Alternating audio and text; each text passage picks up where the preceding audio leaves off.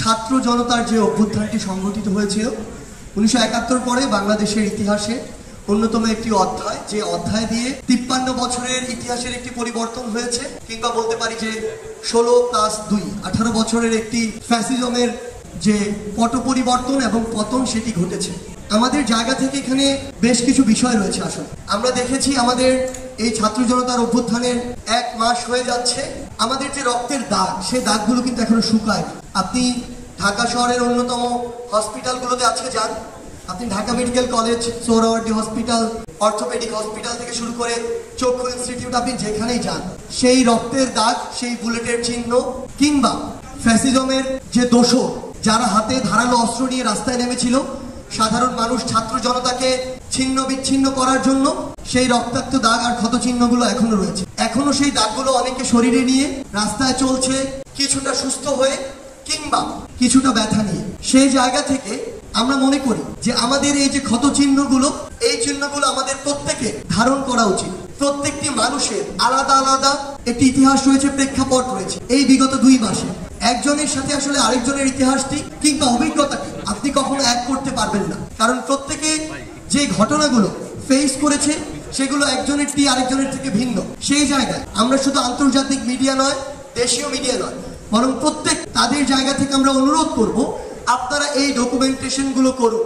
আপনারা দেখুন কিভাবে নিষিদ্ধ গুলিগুলো দিয়ে আমার ভাইয়ের বুকটি ঝাঁঝরা করা হয়েছে, কিভাবে পুলিশ ওই লিথাল গুলিটি, জনগণের টাকায় কেনা গুলিটি বাংলাদেশের ছাত্র জনতার মেরুদণ্ডে বিদ্ধ করার জন্য, জীবন নেয়ার জন্য ব্যবহার করেছে। এটি অবশ্যই বাংলাদেশ যতদিন থাকবে বাংলাদেশের ইতিহাসের পাতায় এটি লেখা থাকতে হবে।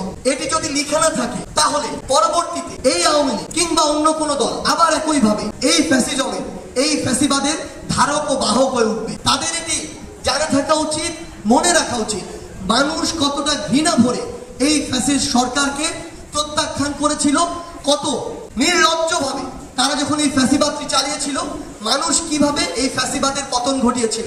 আমরা চাই আপনারা এই ডকুমেন্টেশনটি করুন। আমরা ভাবছিলাম যে 5ই অগাস্টের পরে 1 মাস হয়ে গিয়েছে, বিভিন্ন জন বলছিল যে আমরা একটি বিজয় র্যালি করতে পারি কিনা, কিন্তু আমাদের অধিকাংশ ভাইরা বোনেরা ছাত্র জনতা তাদের জায়গা থেকে স্পষ্ট করে জানিয়ে দিয়েছে বিজয় র্যালি, বিজয় মিছিল করার সময় এখনো হয়নি। এই বাংলাদেশে যে ফ্যাসিস্টের পতন ঘটেছে সেই জায়গা থেকে এই দগদগে ক্ষতগুলো রেকটিফাই করে এমন একটি বাংলাদেশকে যতদিন না আমরা বিনির্মাণ করতে পারছি, যতদিন না এই বাংলাদেশ গণমানুষের বাংলাদেশ হয়ে উঠছে, আমরা আমাদের অধিকারগুলো ফিরে না পাচ্ছি, সিস্টেমগুলো আবার নতুন করে পুনর্গঠিত না হচ্ছে, মানুষ যে মানবিক কিংবা তার সাংবিধানিক সুবিধাগুলো পায় সেগুলো যতদিন নতুন করে পাওয়া শুরু না হচ্ছে ততদিন কোনোভাবেই এমন একটি বিজয় মিছিল করা প্রাসঙ্গিক নয়। এটি আমাদের স্পিরিটের সাথে যায় না, আমাদের এই ছাত্র জনতার অভ্যুত্থানের চেতনার সাথে যায় না। সেই জায়গা থেকে আমরা এই মুহূর্তে সবচেয়ে গুরুত্বপূর্ণ মনে করি আমাদের সেই ভাই বোনদের যারা এই ফ্যাসিস্ট সরকারের পতনের জন্য, আওয়ামী লীগের এই দুর্বিষহ শাসন ও শোষণ আমলের পতনের জন্য নিজের রক্ত দিয়েছে, জীবন দিয়েছে। গুলির সামনে আবু সাইদ থেকে শুরু করে আমার হাজারো ভাই যেভাবে বুক পেতে দিয়েছে, একটা গুলি খেয়ে পরের গুলিটি আবার নিজের বুকে নেয়ার জন্য শক্তি নিয়ে দাঁড়িয়ে গিয়েছে।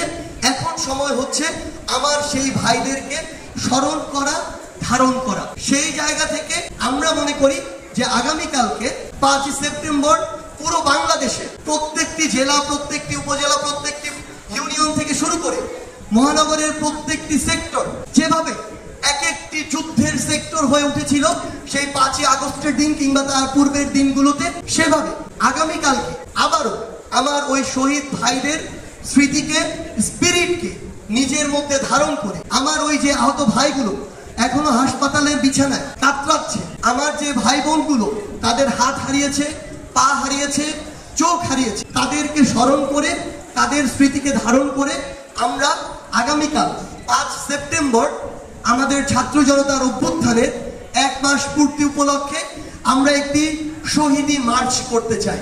এই শহীদি মার্চে আমরা চাইব আমাদের যে বাবা মারা, যে ভাই বোনেরা তাদের সন্তান হারিয়েছে, তাদের ভাই বোন হারিয়েছে, বিনয়ের সাথে আমরা আপনাদের প্রতি অনুরোধ করতে চাই আপনারা আমাদের সাথে আসুন। আপনারা যে ভার নিয়ে আজকে চলছেন, হাঁটছেন, আমরা সেই ভারের সঙ্গী হতে চাই। আমরা সব সময় আপনাদের সন্তান হয়ে, ভাই বোন হয়ে আপনাদের সাথে একইভাবে চলতে চাই।